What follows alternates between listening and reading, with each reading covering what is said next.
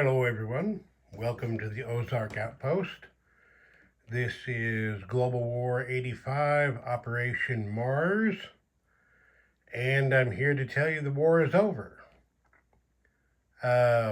If you remember on the last video in the variable end nuclear fallout roll, a 27 was rolled, but as I had shown you before that, the nuclear fallout level stood at 25. Well, that was incorrect because looking through the rules and proceeding with Warsaw Pact's next turn, I realized that each time a B-1 attack fires an AGM-86B nuclear cruise missile, that also adds 1 to the nuclear fallout total. There were 2 of those attacks, if you remember correctly, into East Germany and West Poland. I forgot, or I was unaware and did not add those to the total, so that actually should have been at 27. So, nuclear fear, mutually assured destruction, nuclear war wariness, wherever you want to call it, has ended this conflict.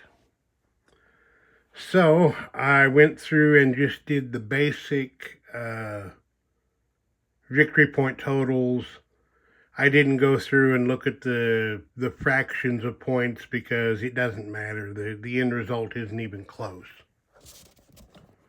So here we have our strategic objective chart, and we will show you here. Warsaw Pact did not score any victory points at all. As we saw before, they're in a very bad spot. I mean, this is all they have left.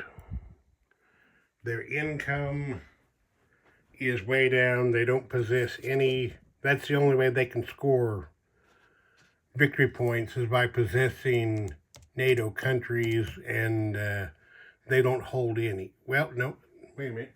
That's a lie. They do hold one NATO country. They hold Greece. So let me make a correction here. Yeah, they hold Greece. So they did score 2 points. It's not going to be enough to make any difference, but we'll give them their due and get them on the board. So there's 2 points for Warsaw Pact. Soviet Global, they didn't do very good either. They don't hold anything in North or South America. They don't hold anything in Africa.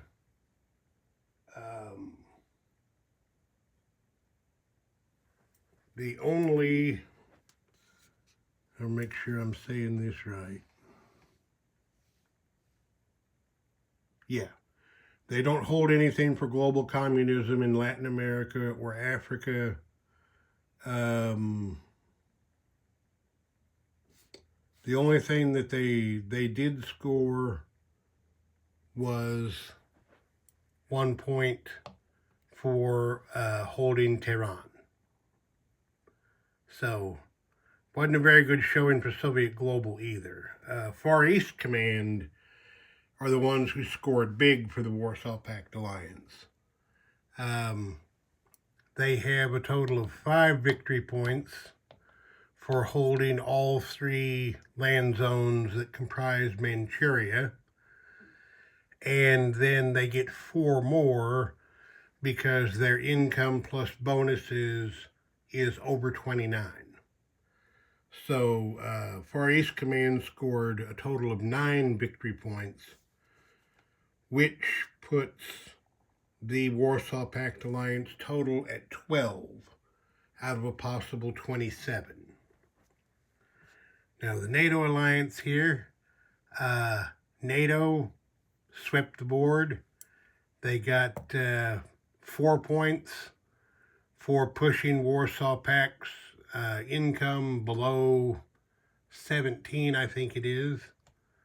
And then they also possessed at least 2 Warsaw Pact home country land zones, so they scored their maximum of 8 victory points. U.S. Global, like Soviet Global, didn't do quite so good. They scored 2 points under the Monroe Doctrine, since the Warsaw Pact Alliance does not possess any land zones in Central or South America, and they have never held a U.S. global home country land zone. They did not get their points for access to oil because Nigeria is Warsaw Pact possessed.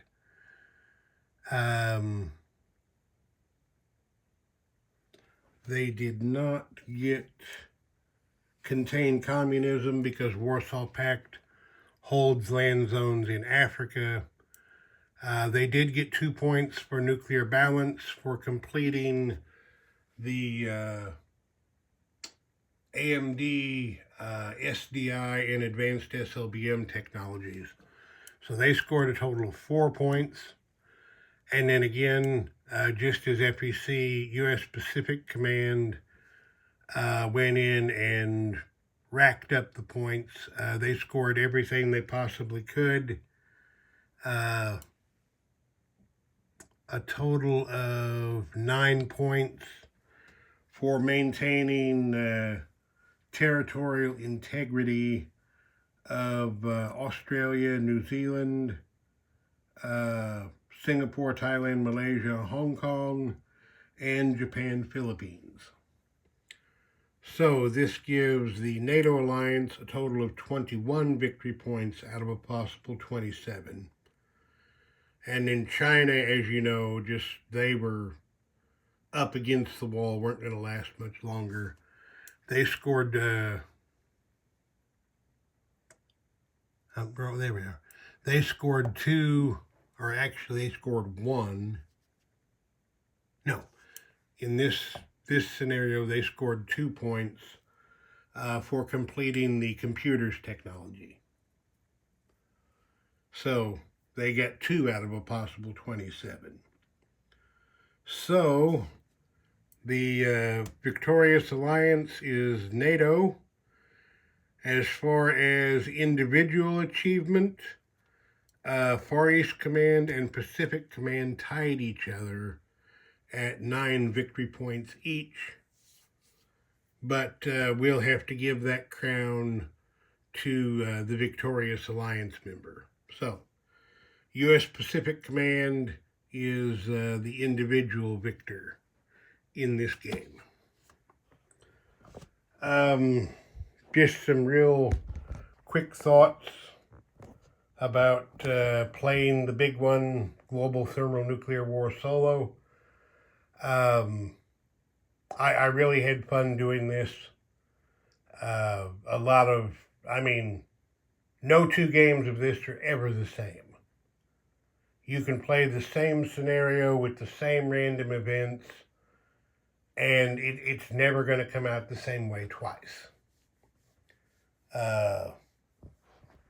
Not much happened down here with the PRF. The dice were against them. They didn't really get anything going. As they are meant to. Warsaw Pact got off to a strong start because they had NATO outnumbered, but NATO caught up with them and just, steamrolled them.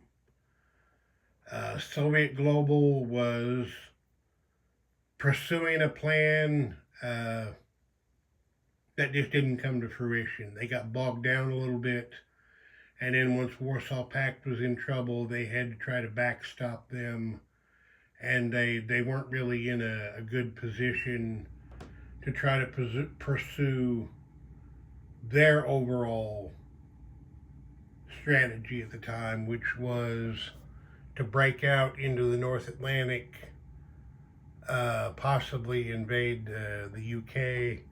And then, of course, once the Iran-Iraq war was over, they were going to shoot for Middle Eastern dominance, but it didn't happen.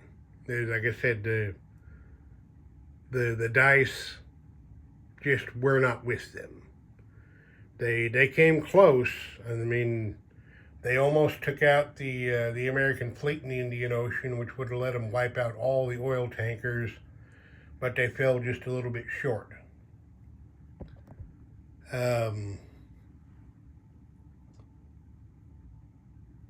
U.S. Global, I think, did its job. They were, their job was to support NATO, to give them what they needed to fight in Europe and hang on. And that's what they did. They went up and it was expensive, but they went up and they took out the Soviet Northern Fleet. They also took out the Soviet Baltic or Black Sea Fleet, which had moved to the Indian Ocean. So the Americans took control of the sea lines of communication and held them. And they, through, I mean, just really, really bad dice luck for the Soviets, they failed to take Iceland, which, if you don't take that and take down this SOSUS network, you're pretty much bottled up in the North. In order for the Soviets to come out here and really challenge the Americans in the North Atlantic, they've got to take out Iceland. There isn't any two ways about it.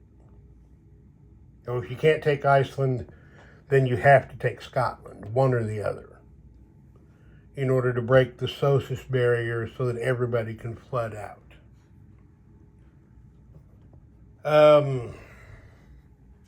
In the Pacific,